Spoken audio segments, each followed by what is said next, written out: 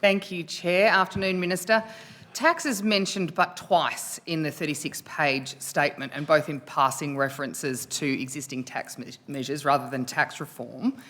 Given that Victoria has the highest taxes in the nation and Victorian businesses have identified Victoria as being the hardest state in which to do business, why has the government abandoned its plan to make Victoria's tax system more efficient? Well, taxation policy is vested with the Treasurer, Ms Benham.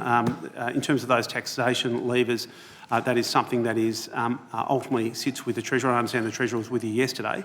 As a government, I think that what I would say is that we've reduced something like about 60 taxes at the time that we've been in office.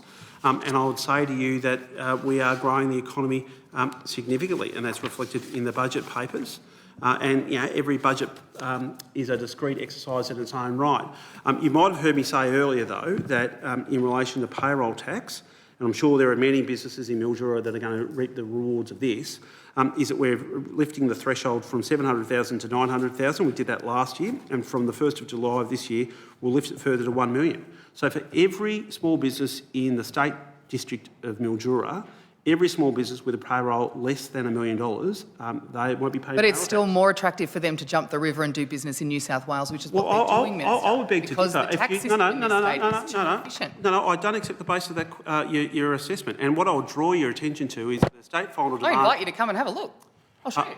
Well, I'd invite you to consider the ABS data that was released about 2 hours ago, an hour and a half ago, which shows that state final demand in New South Wales went backwards for the last quarter, and that we flatlined. But in relation to state final demand for the year, ending the March quarter, we increased by 1.6%, New South Wales increased by 1%. So you're happy with the state of payroll tax and the taxes that businesses pay in this state? What I'm saying to you, Ms Benham, is that in relation to taxation policy, that is a policy matter and responsibility that is vested with the Treasurer of Victoria. What I would say is I'm disagreeing with your characterisation of trying to talk the state down compared to New South Wales, given the fact that gross state final demand over the last 12 months has increased 1.6% here compared to 1% in New South Wales. They're not my words. They're not my words, Minister. They are the words of Victorian businesses. But Mr Welsh, given that he was robbed of his time before, I'd encourage you not to keep talking the place down. The place is going gangbusters.